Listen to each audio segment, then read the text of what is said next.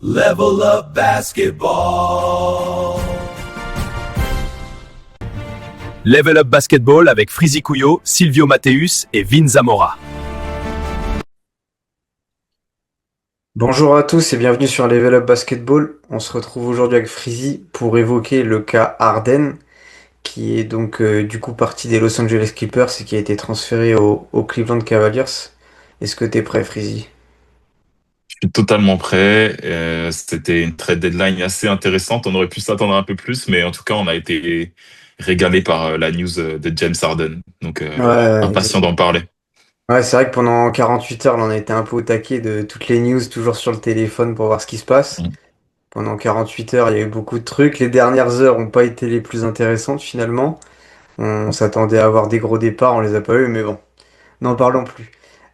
Du coup, je voulais savoir, qu'est-ce que tu penses de ce transfert? On va commencer déjà par évoquer le moment où on apprend que James Harden demande son transfert. Je pense que il n'y avait pas eu de news à ce niveau-là. Ça a été un peu la surprise pour tout le monde, non? Ouais, bah franchement, c'est un peu une bombe qui est arrivée d'un seul coup. Il y avait aucune rumeur qui laissait présager que James Harden allait partir, que les Clippers allaient partir sur un autre projet. J'avais notamment entendu Nicolas Batum dans une interview la semaine passée dire que ouais, ça y est, là ils sont parlés, ils sont Ouais. entraînés, ils repartent sur un nouveau cycle, ils sont déter et quoi, ils vont pour jouer le play-in et les play-offs derrière quoi. Enfin, c'était ça l'objectif à ce moment-là, en tout cas pour les joueurs, c'était ça l'objectif. Et clairement, bah du coup, ce qui s'est passé, ce qu'on a appris par la suite, c'est que James Harden aurait réclamé une extension de contrat de 2 voire même 3 ans auprès des Clippers. Et les Clippers ont refusé. Et James Harden, du coup, a dit qu'il préférait être transféré plutôt que de rester jusqu'à la fin de son contrat. Ben, j'ai trouvé que les choses sont faites super vite. Je sais pas ce que t'en penses.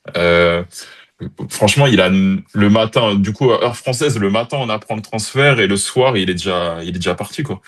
Ah ouais, c'est clair. J'ai l'impression qu'en fait, on a appris au dernier moment qu'il allait partir, alors que peut-être que la franchise et lui ont travaillé en amont sans pour Depuis autant. quelques jours. Mm. Tu vois, peut-être qu'il n'y a pas eu de fuite. Après, je veux rebondir par rapport à un truc que tu as dit, et je trouve c'est intéressant d'évoquer le sujet. Tu as dit, du coup, changement de projet aux Clippers. Euh, et en fait, on est un peu dans un temps entre deux, puisque est-ce qu'on peut vraiment parler de changement de projet? Kawhi est là, tous les anciens sont là. Bon, c'est sûr que tu perds ta base 1-5, tu perds Harden et Zubac. Moi, j'ai été étonné quand même que les Clippers ne proposent pas de prolongation à Harden, parce que le contrat, il est important, et c'est un joueur âgé, mais malgré tout, vu ce qu'il montre sur le terrain, tu vois, je trouve pas que c'est le pire James Harden qu'on a vu. Au contraire, je trouve qu'il est meilleur qu'il y a 2 3 ans. Et en fait, comme tu l'as dit, couper la dynamique à ce moment-là, au moment où c'est au mieux, où Batum nous dit que ça y est, la stabilité est là, ouais, je suis assez surpris, quoi. Moi, j'ai mon avis là-dessus. Donc Harden, il lui restait donc 7 saisons en contrat et il avait sa player option pardon, pour la saison prochaine, 2026-2027. Euh, Moi, je pense que les Clippers, ils ont beaucoup réfléchi ces derniers temps. Déjà, il y a eu le début de saison qui est un peu catastrophique. Certes, il y avait du mieux, mais peut-être que le, comment dire, le GM, le staff se sont dit, au final, est-ce qu'avec cette équipe-là, on va au bout? Est-ce qu'on n'est pas dans un ventre mou de la NBA et on joue pas grand-chose, on ne tanque pas et on ne joue pas le titre non plus? Moi, je pense qu'ils se sont fait cette réflexion-là.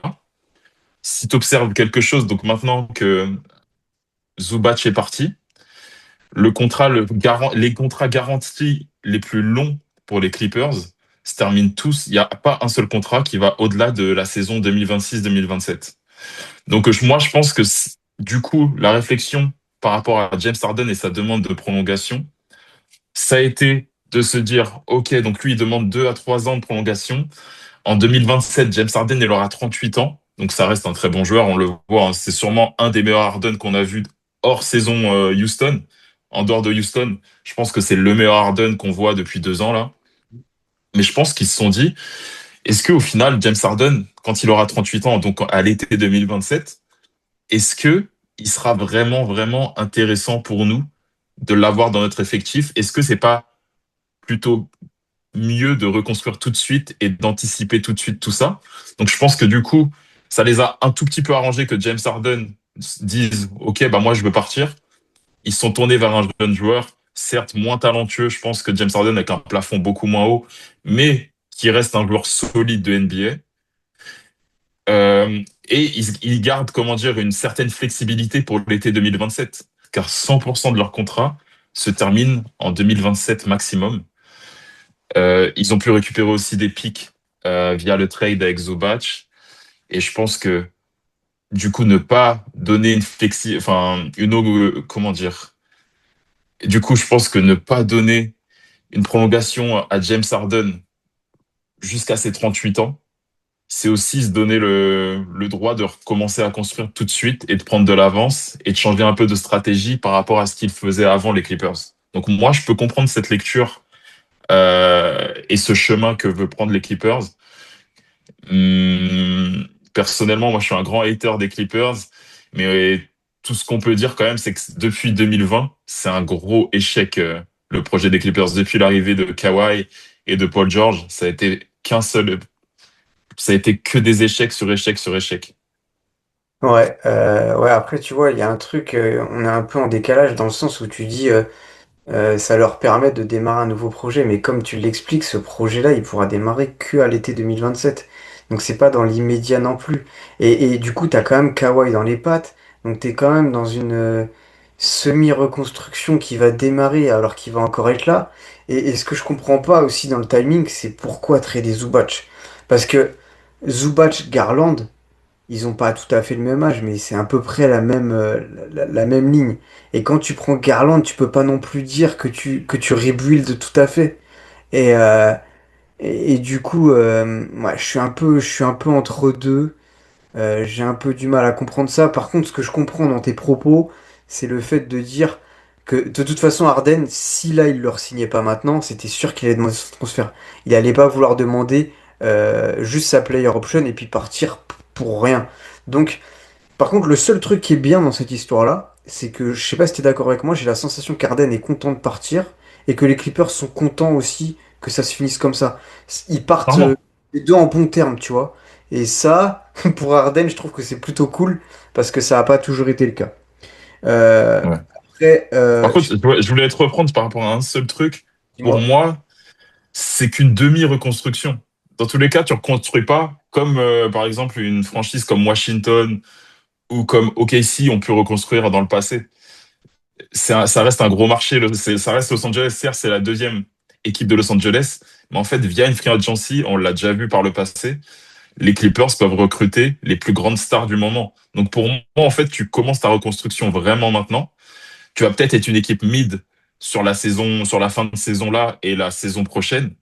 Mais dès l'été, en fait, il y a moyen que tu passes directement à un contender par des signatures de free agent parce que tu n'auras plus personne sous contrat à part Garland. Ok. Ah ouais, je vois ce que tu veux dire. Bon, après, donc ça veut dire que tu me dis encore une fois que les Clippers ne vont pas se reconstruire par de la draft. Une nouvelle fois. Si, ils ont des pics également. Ils ont également des pics, donc ils peuvent. Ils les garderont jusque-là. Je sais pas. C'est C'est quelque chose à voir, mais dans tous les cas, là, grâce au trade de Zubac, ils ont récupéré des pics. Et en plus, par rapport au trade d'Arden, ils ont gagné de la flexibilité totale. Donc je pense qu'ils peuvent faire le mélange des deux, un peu comme OKC a fait par la suite, sauf que là, les Clippers, c'est un plus gros marché. ah ouais. Bon, du coup, si on parle du trade d'Arden, on a parlé des Clippers. Est-ce que c'est le moment d'évoquer côté Cavaliers du coup? La Parce que partie Cavs, bien sûr. là, c'est quand même intéressant. Donc, en gros, pour faire vite, les Cavs perdent Darius Garland, donc il part aux Clippers.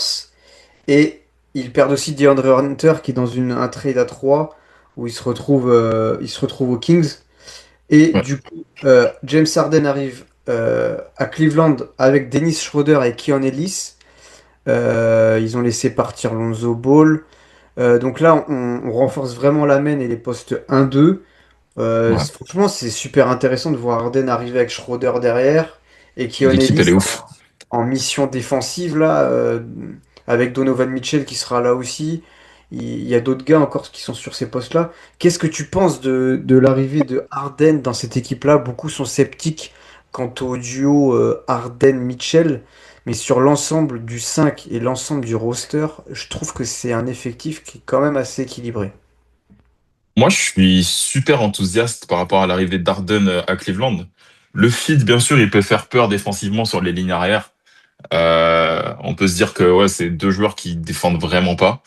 Mais bon, on a bien vu que certains coachs, certains bons coachs, et je pense que Kenny Atkinson, c'est un bon coach qui va réussir sûrement à camoufler des lacunes défensives de joueurs de par un système défensif bien précis. Surtout qu'il a sur les trois autres postes, par contre, il y a que des gros défenseurs. Ah bah le front de court est défensif, ultra défensif là. Et ultra défensif. Donc en fait, je pense qu'il y a moyen de trouver un truc. Et puis on a déjà vu que Donovan Mitchell comme James Harden ont réussi toujours à fonctionner de cette manière-là, quoi, en étant camouflés. Donc ouais, je suis super enthousiaste. J'ai kiffé aussi la signature de Keon Ellis et de Dennis Schroeder. Dennis Schroeder, je pense que franchement, il n'y a pas meilleur sixième homme expérimenté, je Hmm. pense, sur les postes arrière. On l'a vu la saison dernière avec Détroit dans une équipe super jeune, ce qu'il a pu apporter sur la série de playoffs face aux Knicks, c'était quand même énorme. Et je pense qu'il peut faire la différence sur quelques matchs par-ci par-là et vraiment aider. Même si dans tous les cas, James Harden et Donovan Mitchell vont jouer 80% du match, Ouais. enfin des matchs de playoffs. Mais il peut aider. En tout cas, tu baisses pas de niveau quand Schroeder est sur le terrain. Keon Ellis, c'est vraiment le 3 and D parfait. Mal Quelqu'un qui pourra utilisé être... au Kings cette année, j'ai pas compris ce qui s'est passé. Je sais Ouais, pas. je sais pas s'il y a eu un problème interne ou si vraiment le coach, il voulait juste faire jouer Lavine, DeRozan, enfin ces gars, quoi. Il J'ai voulait l'impression que faire jouer tous les...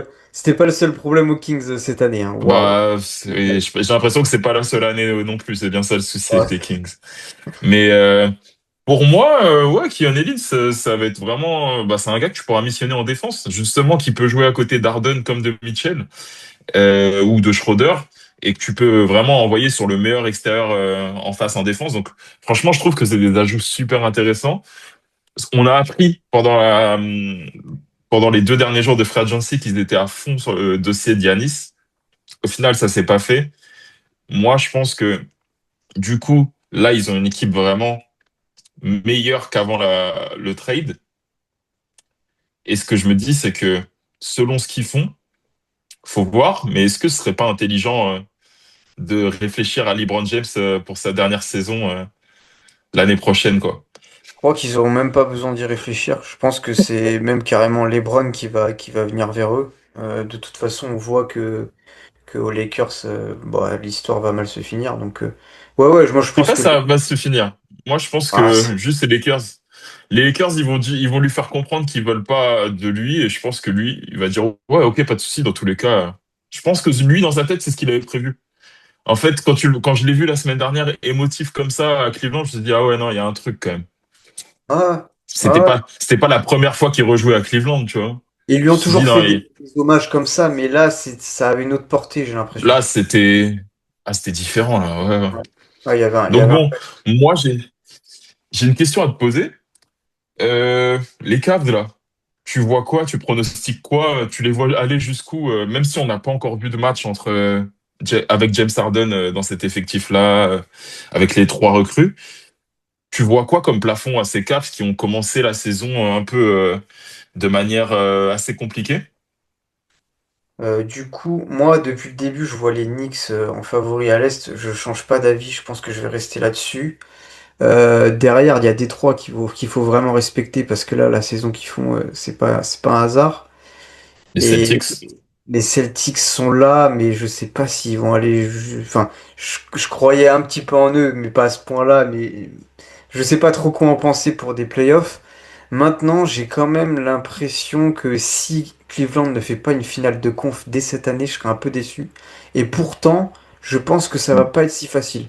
Après, euh, tu vois, si on prend vraiment James Harden, Darius Garland, franchement, James Harden est bien meilleur et c'est triste parce qu'ils ont 10 ans d'écart. Et je pense que l'apport va être incroyable. Et il y a un truc sur lequel on n'a pas parlé aussi. c'est que James Harden, Donovan Mitchell, c'est quand même un duo qui est peu blessé. Darius Garland était Mhm. quand même assez fragile. Ouais, Et les injury prone, clairement. ouais, ouais, je trouve aussi, c'est un critère qui est à prendre en compte. Donc voilà, ma réponse, c'est celle-là, avec les renforts qu'on a sur la ligne extérieure, et puis tu as un des meilleurs secteurs intérieurs bah, de l'Est, hein, Ouais. qui est assez fourni. Moi, j'aimerais bien une finale de conf, mais peut-être que ça peut s'arrêter en demi-finale de conf. Par contre, si ça passe pas un tour, c'est un échec dès la première année, quoi. Je sais pas ce que t'en penses. Ouais, bien sûr. Bien sûr. En fait, finale de conf ou demi-finale de conf, ça dépend contre qui il tombe. Si tu perds contre les Knicks en demi-finale de conf, pour moi, c'est pas un échec en soi. Tu te dis juste, OK, on va se renforcer l'année prochaine. Voilà. Par contre, si tu perds contre Détroit, qui est un jeune projet, même s'ils sont premiers actuellement et Ah qui ouais, ça terrassent affecte, tout à ouais. l'Est, pour moi, si tu perds contre même Boston qui n'est pas à 100%, qui n'a pas Tatum, là, c'est un peu relou. Là, on peut se dire que, ah ouais, il y a quand même du chemin à faire. Ouais, je Donc, suis d'accord. ouais, en tout cas, moi, je les voyais limite border play-in parce qu'ils ont tellement mal commencé. On est à 65% de la saison déjà entamée. Euh, je me suis dit, ouais, s'ils chopent la sixième place, c'est super. Mais si, pour moi, ils finissent dans le play-in, là, je les vois plus top 6. Clairement, assuré top 6 avec un duo Harden-Mitchell qui aura beaucoup besoin de la balle d'ailleurs, Ouais. qui va... Ouais, ils vont... En fait, James Harden, il va apporter de la sérénité sur les matchs faciles. Et du coup, il y aura plus de matchs bêtement perdus contre des Wizards ou contre des Pacers malencontreusement, quoi. James Mm. Harden, je pense qu'il va apporter toute son expérience à ce groupe qui reste jeune, ou pas jeune dans les âges, mais en termes d'expérience, parce que Donovan Mitchell, c'est quelqu'un qui, pareil, n'a jamais passé énormément de tours en playoff. Ouais. Donc, ouais, moi je pense que c'est un plus, l'équipe est meilleure. Ok. Donc pour conclure, ce qu'on peut dire, c'est que toi, t'es plutôt content de la trajectoire que prend les Clippers. Moi, je suis plus dubitatif sur le timing. Et puis pour les Cavaliers, on est tous les deux d'accord du coup pour dire que cette équipe est meilleure après la trade deadline et en partie parce que James Harden arrive. Et donc plus Clairement. qu'à regarder les matchs, plus qu'à découvrir ça. Ouais, dans Et cette conférence S qui redevient attractive d'un seul coup, complètement. on, on parlera dans d'autres épisodes des autres trades, mais c'est clair que la conférence S reprend un peu de goût et ça fait plaisir. Ouais, c'est clair, clairement frisé. Bon, on se retrouve très vite pour parler d'un autre transfert, d'une autre équipe. À très vite, Frisy. Yes, à très vite, salut Vin. Salut.